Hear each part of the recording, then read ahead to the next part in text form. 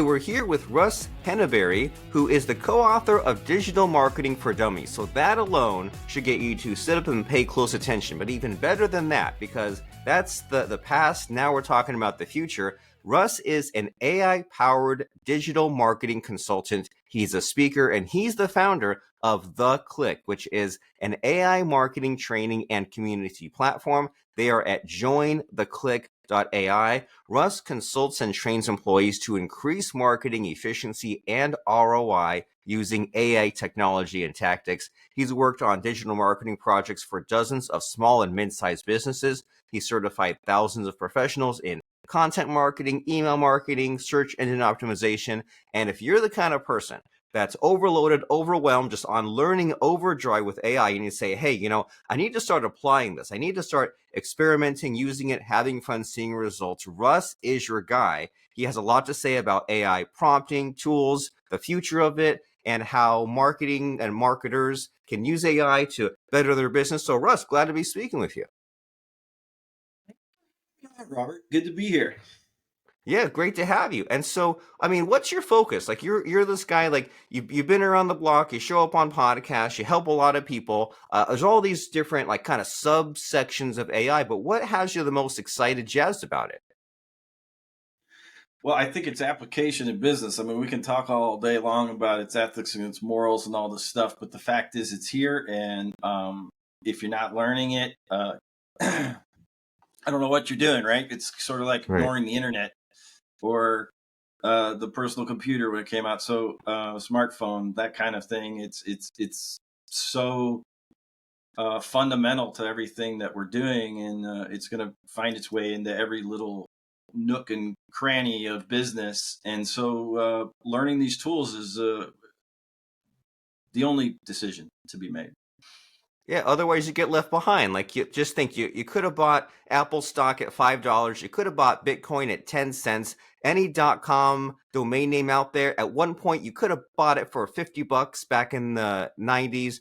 There's time after time when it's like you see some trend and you let it pass you by. You say, oh, well, that's not relevant to me today. I have better things to do. Well, fine. But if you devoted a little bit of time to staying on the cutting edge and using this tool, then you could have, rode that wave and brought your business to where it should be. And so, as far as dipping our toe in the water, playing in the sandbox, like what do you think is a good kind of starting point for someone to get awareness on AI? With all like, there's always some new tool, right? There's always like DeepSeek, Claude, Poe, all these different things. Someone says, where do I even start? What's the answer?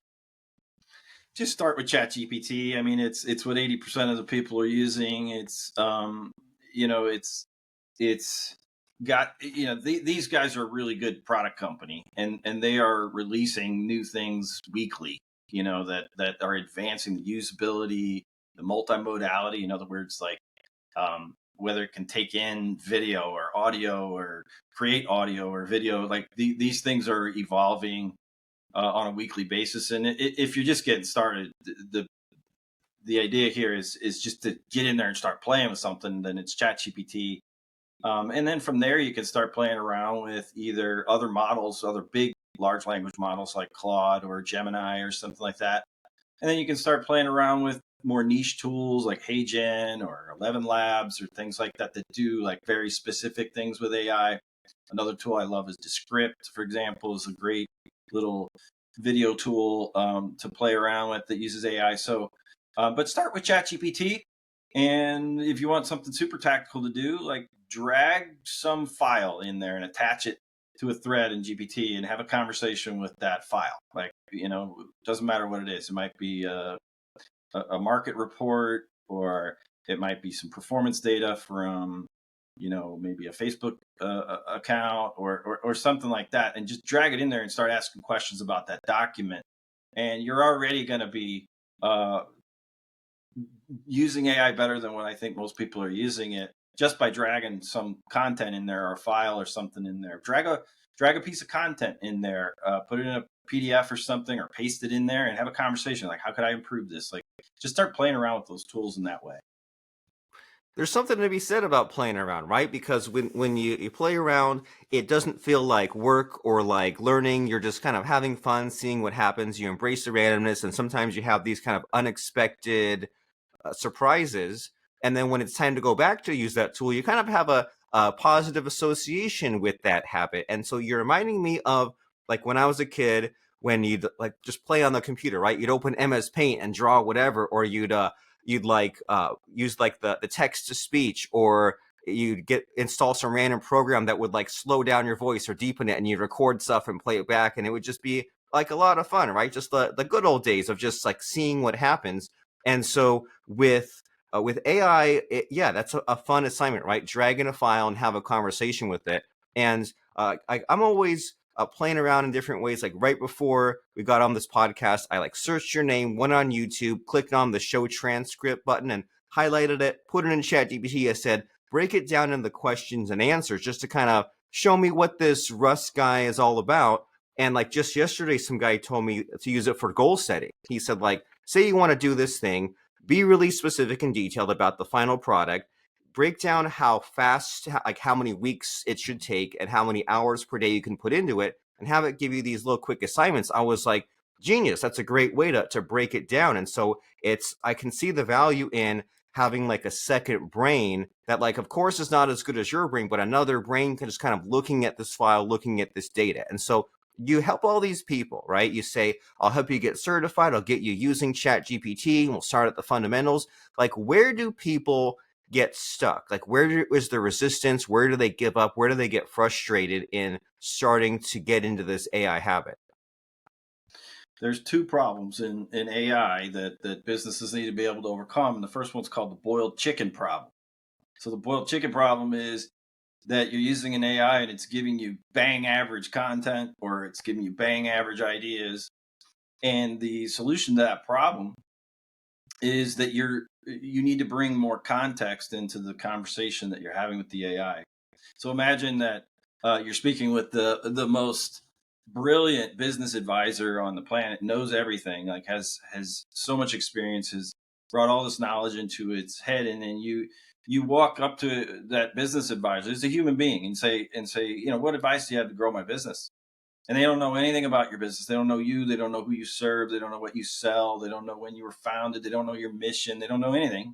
And they're going to give you some pretty generic advice because they have no context. But if you hand that same business consultant the context that they need, like, this is the product, these are the promotions we run, this is the customer we serve, this is the history of the company, et cetera, et cetera, et cetera, that business advisor is going to blow you away with the level of recommendations that can make to grow your business. Well, the same thing here. We go into an AI system that's extremely capable, and we just start asking it very, questions with no context. So, when I spoke about earlier, like drag a file into an AI. As soon as you do that, as soon as you pull that PDF of an article or let's say a YouTube script that you're going to use, or some performance that, it doesn't matter what it is, you are pulling that context into that AI's what we call context window. And then that AI is now aware of that and is going to start using that as context in that conversation. So learning to use AI well is to learn how to use context well, right? It's really more about systems thinking. Like, what does this AI need to know in order for it to really help me do my job? The second problem is called the cold start problem. It's the same problem, actually. It's the same, caused by the same problem, that when we start using an AI, it starts with a cold start. It starts with amnesia. It doesn't remember what you talked about yesterday. It doesn't know what you said in that other thread and over there. And so companies like OpenAI know this is a problem. They're trying to figure out the right way to use memory, right? So should an AI remember something that you were talking to it about over here in this thread? Should it remember it in this thread? Should it remember this over here? What should it remember? So right now, it works in a very primitive way, right? So it remembers a certain number of tokens, or let's just call them words to keep it simple. Like, there's a certain number of words. It remembers those precisely. but it doesn't remember anything outside of that context window is completely forgotten about. And things that you talked about over here may not transfer over here. And there, lately, even though it was the last week or so, I've been watching OpenAI start to play around with how memory works. But those that learn how to master AI are the ones that, when they open up their ChatGPT account, they log in and they move into a thread or a custom GPT or something like that that has persistent memory. It has persistent context. And you just, boom, you're just off to the races right away. You don't need to drag all kinds of documents and give it all kinds of context and all that stuff. You eliminate that cold start problem by, really, OpenAI made it super easy to do this right off the bat. They created this concept called custom GPTs. It sounds maybe scary if you never built one, but it's the easiest thing on the planet to do. You just give it a name, you give it, you can attach documents to it, you can give it custom instructions, and then that AI has persistent context so that you don't have to start over every time. You can build these GPTs to represent your clients, for example. You can build them to represent your company. So you can make sort of role-based GPTs that are more, that you can sit there and talk to your client, right? Or a proxy of your client anyway. You can Yeah. create more task-based GPTs that feel more like a hammer or a wrench or something, right? It just does this one thing. That's what it does. And I don't have to train it to do anything. I just open up that GPT and it's always there ready for me. So the cold start problem and the boiled chicken problem both get solved by understanding memory and context of AI. Wonderful. And it kind of reinforces this idea that we need to be experimenting with this regularly, hopefully every day or a few times a week, just to kind of absorb these concepts that you're talking about, right? With the custom GPTs. And even the way you explain it, like you're kind of bringing to light a lot of things I've done by accident, right? Like, I mean, you mentioned about custom GPTs. Like, I just open it up. I have ones for, like, if I want to make like a YouTube thumbnail, or I want to make a promotional email, or write a LinkedIn post or LinkedIn recommendation. It's like all this repetition. I got tired of like pasting the same thing. And I'm like, hey, let me put this kind of persistent memory in here, some documents of how I usually do it. It was scary and awkward at first, but then you start using it and then it becomes just built into you. And then the whole thing about, and I also use like the projects kind of as like the personalities, right? Like I have got an attorney one and an accountant one, and then one for like my podcast customers. I have audiobook customers too. And I'm like, hey, I should deliberately make like a audiobook customer sort of avatar with all the marketing materials, swipe files, because Russ kind of just pointed out this, like these sort of best practices. And so as far as what this leads to and the deliverables, right? It's great that your students kind of jump in and have fun and experiment and learn these concepts. But as far as what they end up with on the other side, what do they typically create? Is it all over the map, or is there like an 80-20 as far as like, do most of them use it for a specific output? Well, so I think, the myth here is that AI is a creation engine, right? So it creates things. And it certainly does do that. And it's pretty remarkable what it can create from scratch, right? Even when it launched, people were doing things like, write me a Seinfeld episode in the voice of William Shakespeare. And it can do that, right? It's, give you a pretty serviceable script for a Seinfeld episode.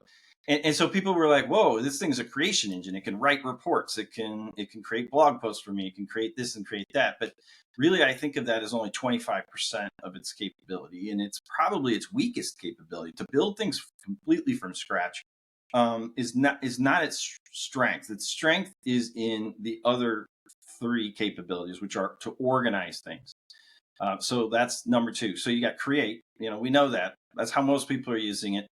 They're building and creating things like content, copy, things like that. But then you have organize. And so any activity that you're doing where you want to change something from this to that, right? So you just mentioned earlier that you took a YouTube video and turned it into basically a set of interview questions. That is an example in my mind of you taking something that already exists and transforming it into something more useful, or organizing it in a way that's useful for you, right? So you took a prior interview with me, you let the AI chew through that in seconds, right? Like read the transcript and then turn around and say, okay, here's a set of questions that'd be super relevant for you to ask Russ. And that's an example of an organized function. And when you learn how to unlock that, right, the more you play around with this idea that AI can help you organize things. So the real low level versions of this are things like summarize or distill or extract, like go find this from that, right? But what you did there was fairly, more advanced version of what I call organize as its capability, which is to transform something. So uh, can you take a transcript of this conversation and turn it into some LinkedIn content, for example? That would be an example of an organized function. Then you have number 3, which is research. So you have create, organize, research. Research it's fantastic at research. It's you're seeing it start to eat slowly into how we used to use search engines, right? So you and I probably live in more of a bubble, and the people listening to this call live into more of a bubble. But I don't know about you, but I use AI instead of Google search now. Yeah. And I think more and more people will be doing that. And of course, Google is essentially cannibalizing its own search results with their own AI overviews. And so the wave of the future in terms of looking for new information and creating new insights and stuff like that is going to come from using AI tools. And so learning how to use AI for research. And by the way, right now, if your ChatGPT Plus account and you haven't played around with OpenAI's deep research, wow, is it powerful, right? You can give it a research task and it goes out there for 10 or 15 minutes, 20 minutes. I've had it go as long as 30, 40 minutes and gather a bunch of information and analyze it and put it into a nice report for you. It's amazing. And then the last capability of create, organize, research. And then the last one is enhance. So I love to use AI to enhance things that already exist, right? So one of the best questions you can ask AI is, what is this missing? Because while humans are really good at evaluating things that are in front of them, they're not very good at seeing what's missing from a set, right? So you might create an outline for a presentation you're going to give or something like that. And you just create that outline and you created that from your brain, and you might drop it into an AI and say, this is my goal with this presentation. Here's the outline. What is this missing? Right. So using the AI in an enhance function, you can use it to grade things. You can use it to score things. You can use it to improve things. You can use it to clarify things like, I just wrote this. It's, maybe as a voice note, right? So you took a voice note, or you're walking your dog, you take a voice note, you take the voice note in there and you say, this is a really general, broad sort of crazy idea that I had. Can you clarify it the way that you might do it, and just get a second set of eyes on it? So there's create, organize, research, and enhance. And so most people are using only 25% of this capability by continuously trying to start from scratch with no context, right? So the AI doesn't know what you're trying to do. And it's like, hey, let's create some LinkedIn content about blank, right? And it's like, okay, cool, I'll do that for you, but I have no context. And by the way, like, I'm not as good a writer as you are. Like, you're probably a better writer. I would be better at punching up your writing or finding what's missing in your writing. Or I'd be a lot better if you took the time to bring the context in as to how to write like you. Like, do you have any brand voice guidelines? Do you have other documentation you can bring in here so I know how to write like you? So all these things are possible. And I think what we're seeing is there's a separation happening amongst business people. There's those that know how to use these tools properly, and there's those that are just playing around. Right. And so we have a choice of which path we want to be, right? Are we going to be a hobbyist, or will we be a professional? And I'm loving this like recurring theme we have here of basically the AI can't think for you. And if you only give it a little morsel, it'll just do its best guess, but you'll be setting yourself up for disappointment. And so we should be using AI for creation, organization, research, and enhancement. And heck, that was in my little Q&A prompt that I did, where I grabbed that other YouTube transcript of yours, and I'm like, hey, he's mentioning the CORE. I'm like, that sounds familiar. Yeah. And the other tab, in the other window, I like searched it. I'm like, cool, I'll appear really smart because I had this extra sort of cheat sheet right there next to me. And you're just in this whole conversation, you're making me remember all these little things that I forgot. Like, there was a time when I needed to come up with an acronym, kind of like you have the create, organize, research, enhance. And I was like, well, here's all this whole list. And can you help me make it? And I didn't really I liked, half of what it made. And I was like, I like this and that, but can we try it back on that? And it's like, a lot of people don't know to do this, right? They don't know to do the back and forth and to have the patience and to kind of inch it along, because it's not just, it is great. It is magical, but it doesn't solve all of your problems for you. And so many times, like I will do what you're saying without consciously realizing. I'll say, what's missing? I'll say, here's what I've written. Can you ask me 5 questions to clarify, or can you give me like multiple choice to make it easy? A few months ago, I can't believe I stopped doing this, but when I would make a YouTube video, I'd record the YouTube and then give it the transcript and say, can you give me a hook to slap at the beginning and then a call to action at the end? And I'd film 2 other little videos and then combine it together. And like in the olden days, even a few years ago, that'd be an extra like hour, 90 minutes of work. But now 5-10 minutes of work, because things are just so fast and so amazing. And so in our last few minutes of our conversation here, we talked about all kinds of exciting possibilities with AI. And I was very impressed the other day when I called up. I probably use Google Gemini the least. I use ChatGPT the most, and I was using their like screen streaming feature, where like you share your screen with it, and I'm like, what am I looking at? Explain the software, and it's like it like could like say like click on this button, go to that menu. It was like a live tutorial of like how to use Photoshop, and it would just kind of walk me through like click this and that. And so, has there been anything recently like that just blew your mind as far as the cutting edge of AI, what it can do, what's possible? Well, I mentioned earlier multimodality, right? So the concept of multimodality is what can the AI take in as input and what can it put out as output. So you have text, image, video, audio, code, data, numbers. Like, can you put a spreadsheet in? Can you put text in and get a spreadsheet out? Can you put text in, get a video out? Can you do this and that? So those are the sort of the basic modalities that I think about are, those formats, because that's the kind of stuff as business people we're working with all the time: video, audio, text, data, spreadsheets, numbers, things like that. But what's happening now is we're seeing more advanced modalities, such as voice, right? So voice is something that is advancing. Every quarter or so, it gets quite a bit better, right? So now you have ChatGPT's advanced voice mode. And there's a few things coming together here in these advanced modes that I'm covering. So you got voice, you got vision. So vision is the AI's ability to see, whether that's through your camera on your phone or a set of glasses or just watch your screen while you're working. AI is developing vision, and that is improving. Again, every month or so, it gets quite a bit better. And then you have another modality called computer use.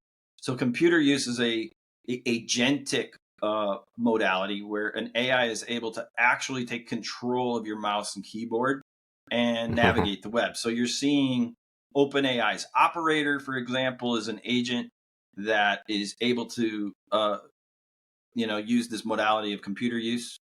You now have a new, as of the time we're recording this, it's like hot, which is Manus, right? It's a Chinese company that's built over the top of, people think Claude 3.7, but it is incredibly powerful computer use, right? It's able to navigate and move around the web and click on things and close browser windows and close the pop-ups and all of that stuff. And what you're speaking about over at Gemini, where the AI is watching and speaking with you at the same time. So when you play around with it, and you can play around with this for free without joining Gemini Advanced or whatever it's called at aistudio.google.com, you can turn on Stream Real Time. It's called Stream Real Time, and you can just start talking through your microphone to the AI, and it will know what you're working on. And that's just a form of vision and computer use and voice modality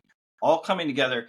And where this is going to go by the end of the year or so is that everybody that is working on a computer will have some form of an agent like operator, like Manus, like whatever Google's going to put out with this technology to operate your computer, so that it'll be doing things like watching you work, and it'll say, hey, that looks like you're moving this from over there. And you just keep repeating doing that. You seem like you do that every week. Do you want me to just start doing that for you?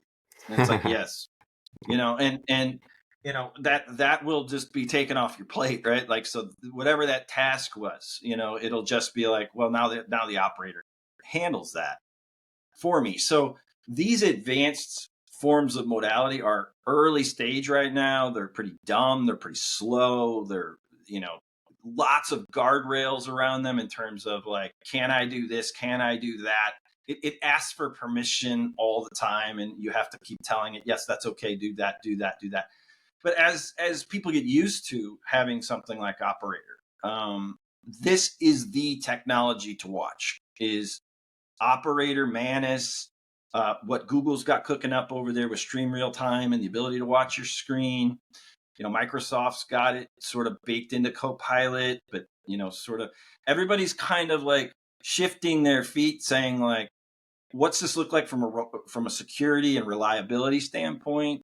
And once we sort of get the AIs to the level where they're very reliable, and we've got the security, or like humans tend to do, which we were just like, screw it, just let it do whatever, right? Like let it log in here, let it do that, It seems fine. Like, what's the worst that could happen? See what happens. Um, Yeah. we just throw security out. We're just like, whatever. But we'll see how people adapt this stuff. But some people will go all in and just be like, I let the operator log into my bank account. Like, who knows where people are willing to let something like an operator go. But it is the technology to watch. It is, in my opinion, the use of vision, voice, and computer use, that combination of those advanced modalities, when they get to the level where you can just say, hey, operator, I need you to go do blank, right? And you just speak it, it can see, and it can use your computer, your mouse, your keyboard, all that stuff. It's going to be extremely disruptive for people that don't know how to use technology like that, or are behind on that. Oh yeah, it sounds like Star Trek, right? So in Star Trek, you just talk to Yeah. the computer, and even in the when they saw a mouse, like an old computer and mouse, he's like talking into the mouse, like, "Hello, computer." Like, that's how alien a concept it was to Scotty. He's just like, I'm used to just telling it what I want, and then it magically happens. So like that is exciting. Because like I was even showing my mom like the vision part. I'm like, how many fingers am I holding up? I held up a book just for like a split second, and it was like telling me all these things about this book. It's like, man, you combine that with then it proactively using the computer and clicking and moving the mouse and saying like, hey, we notice you always drag this stuff. Can I do it for you? Like, that's some exciting stuff ahead. And so in these last couple of minutes here, I have a little bit of like a kind of a time sensitive, a little bit of a selfish question, because I always see the ChatGPT Pro, right? I've been on Plus for like since they've done it, $20 a month, but then the $200 a month seems like quite a jump. And I'm always hitting my limitation, right? They're always saying come back in 2 hours to do more prompts. And you hear about like the operators in Pro. So like, even though it's kind of makes our conversation less evergreen talking about like ChatGPT Pro specifically, like what's the reason to upgrade? Is there any like, as you as a Pro user, is there like anything like really juicy, enticing as a reason to upgrade to $200 a month?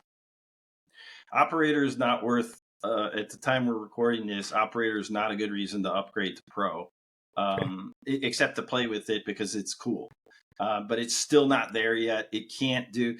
What I would do is go over to Manus and get on the wait list to play around with that, because it is more capable than Operator is right now. But when OpenAI releases an update to Operator, it might become the time when it's time to jump into Pro at $200 a month, because my take is, and what I'm teaching over at theCLICK, is that we are building digital labor forces, right? Like, the companies that really know how to use AI are building digital workforces. Like, you have your human employees and you have your AI employees. Like, there's more than just human labor on a lot of teams these days. Like, my team is a set of human people, but it's also a set of AIs that work on my behalf. And as this continues to evolve, the operator will be an important employee, because the crazy thing to think about is, and it may be a little bit hard to really fathom what this looks like, is that when I open a tab and I set the operator onto a task, and I say, hey, I need you to start moving. I need you to go around and collect some research about X, right? And put it all in this spreadsheet. It starts going. I open another tab and I have another operator go start to do X, Y, and Z. And then I open another tab and another tab and another tab and another tab. When you listen to Sam Altman at OpenAI speak, and when he talks about, yeah, well, you don't understand. You're going to have not just an operator, you're going to have hundreds of operators. You're going to have thousands of operators if you want them.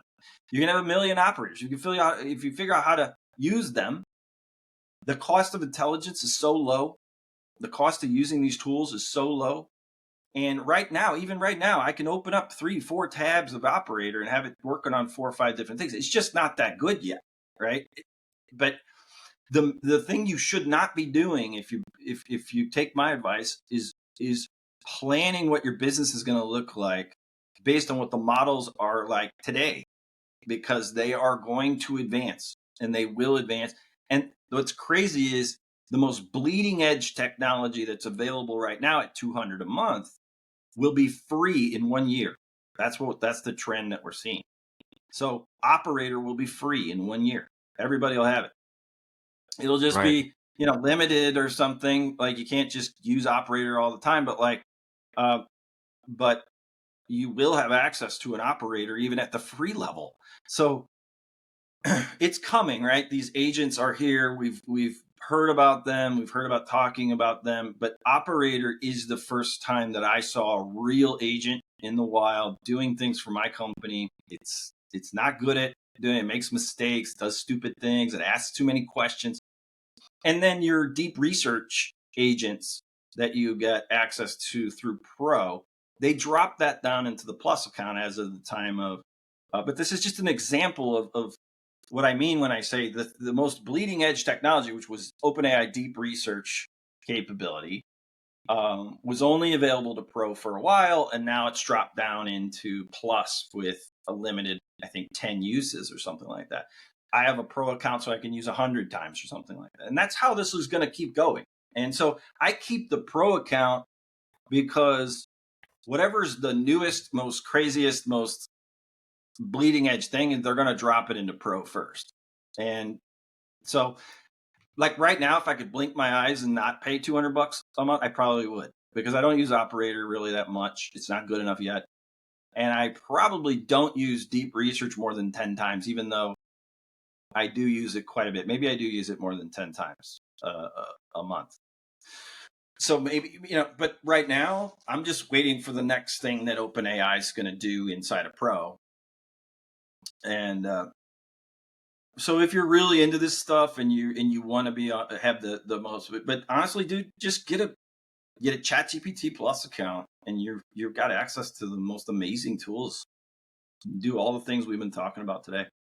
Oh yeah, and get started and start figuring out this very important skill for the future, because as we promised at the beginning, we wanted to avoid the philosophical stuff, because it does blow your mind, but it's like, well, how is that useful? But then us talking about the practicality of it, there seems to be a lot of just like incremental progress, right? So we have to kind of set our expectations and know that this AI stuff, it is sort of in beta mode, but it's just fascinating to think about their business model and the forward motion of it, right? Where like you think, well, the oldest way is like the freemium model, right? Dropbox would say like you get a little bit of storage space for free, and if you want more, you pay more. But then the way these AI companies do, they're just like, hey, we've got this new feature.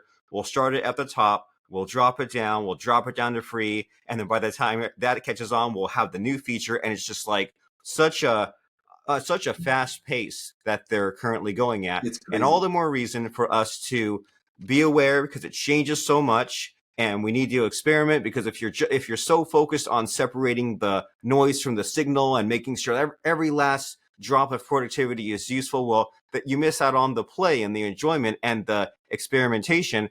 And so it's like what you're saying, where this is all headed is that we will have all these AI employees, and you can look at it as the doom and gloom, will we all be out of a job, or you be the person providing the job to the AI, and this change is coming whether you like it or not. So you need to learn AI by doing AI, and check out jointheclick.ai, which is an AI training community for marketers and entrepreneurs. So can you tell us in these last few minutes here, Mr. Russ, about the Click and why we should run and sign up right now? Well, I built the Click because when I got jumped into this stuff, I was digital marketer for 20 years and very well established in the content marketing side of things. Like that's my jam. And so when I saw the AI come out, I was like, I've got to learn this. Like this thing can write, is it Yeah. gonna, it can create content and stuff. And so when I started to learn it, all I kept hearing was people saying like, well, you got to go play with the tools. You just got to go use them. And I thought that's probably true, and it's not helpful, right? So Sure. I started to do some trainings with people that are on my email list. I'd say, hey, I'm going to do a webinar. I'm going to show you some stuff I'm playing around with AI, and I'm going to show you exactly what to do. I'm going to give you the resources, the prompts, and all of this stuff. I started creating these little trainings because that's what I love to do is teach stuff and train people on stuff and consult and do all that stuff. And so it just started to catch on. I was like, I'm building a membership around this, and so I built a whole membership around AI training that takes a sandbox approach. Where I would say 9 out of 10 trainings we are not talking about concepts and different things like that. We are actually doing something. For example, well, so if you go to jointheclick.ai, the thing to do is either you can join for free in the essentials side, and it's free forever. You can get access to the AI Marketing Jumpstart. The AI Marketing Jumpstart is a 30-minute training that'll get your feet wet. And even if you've played around with AI tools, if you haven't really, if you're interested in some of the stuff we talked about just now, I start there, right? So I start by assuming you've probably played with AI and maybe even have some, fairly decent use of it. But I jump in the jump start and I start having you put prompts in there and put resources in there, put context in there. I introduce the concept of context. And then the next training after that is called the AI Training Wheel Essentials. And it's just a wheel of prompts and exercises that we go around the outside of this wheel. And there's the AI Training Wheel Essentials. And then the next level from that is AI Training Wheel Pro. It's for more advanced people. If you want to join the pro side, you can take a 14-day trial and see whether you like what I'm doing in there. But it's $348 a year after that, or at least as of the time I'm recording this. But, it's either free trial. And yeah, we're doing like really sandboxy stuff, from everything from just kind of getting you started with understanding context and custom GPTs and all that, so all the way up to building automations and agents. And then we even have like a little mastermind group where we talk about the business of AI, like how to sell services to businesses in the world of AI, whether it's consulting or implementation, automations, things like that. There's a lot of business opportunity around this because all the companies are out there. They're like, we don't know what to do either. So Right. there's a lot of people building businesses around the fact that they understand AI, and companies need that.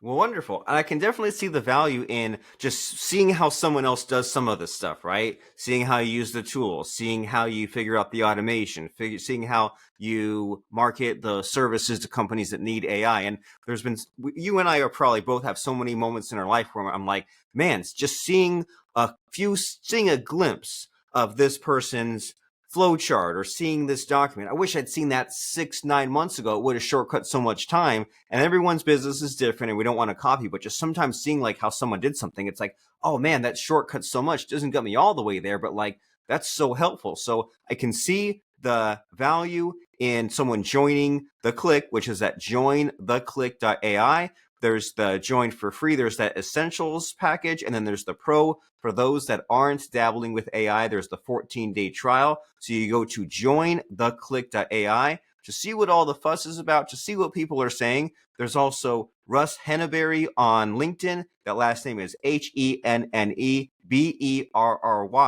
And as you're checking out Mr. Russ Henneberry on LinkedIn, as you're going to jointheclick.ai, it's time for the scary part of the show, Mr. Russ. At the very end here, it's where I try to stump you. I try to put you on the spot. It's where I ask for a fun or interesting quote or lesson that has served you in life or in business. So what comes to mind for you for a fun quote or lesson? Man, 5 years ago, I read a quote that I don't know that I have it exactly right, but it's the way I keep repeating it to myself over the last 5 years is only the disciplined are truly free. So I think the lesson that I've learned from that is that, we often think, especially entrepreneurs, we think that we went into entrepreneurship because we want all this freedom, and some of us do, and some of us did, and we want to be able to do the whole go to Bali and work from the beach thing, and all these things. But true freedom comes from people that are able to master their own discipline. Otherwise, you are at the mercy of bad habits, of the bad things, the bad choices that you make, and you're not truly free. You are actually a slave to those habits. So when you learn discipline, so I've spent so much time in my career reading and studying habit and discipline and all these things, because just like anybody else, you find yourself going through periods of time where you're in a lull, you're not working as much as you used to, or maybe you're partying too much, or you're not exercising enough, you're not not eating well. Like, all of these things are because at the end of the day, we all want to do those things. Like, we want to be disciplined about our work and about what we eat and about our exercise and about our habits of all kinds. And when we're not able to master those habits, we aren't actually free. So I don't know. Thought it was quite profound, and something that I use a lot to guide my day to day. I think it took me years to figure out that lesson, that it's not one or the other, and that in fact, when you have more discipline, you have more freedom. But there's a time and a place for a lot of this, and we need to have these good habits. And it's so easy, as you said, for life to happen to you, or for you to keep making compromise after compromise. Next thing you know, you're not living the life you want. So if things aren't working, figure out that discipline, get to your goals, get what you want, and get that freedom. One leads to the other. Very helpful, very powerful. As we go to jointheclick.ai, check out what's on that page. It's a membership site trusted by places like Kajabi, Smart Marketer, Zipify, and so many others. Check out that AI marketing jumpstart. Check out the wheel, and that way you can begin to tap into all these things like AI agents, writing with AI before it changes again, which it probably will change again tomorrow. But in the meantime, we can become users of AI. That way, we're not being left behind. Join theclick.ai. Mr. Russ Henneberry, wonderful speaking with you today. Thanks, Robert. It was great being on here, actually. Thank you so much. You're very welcome.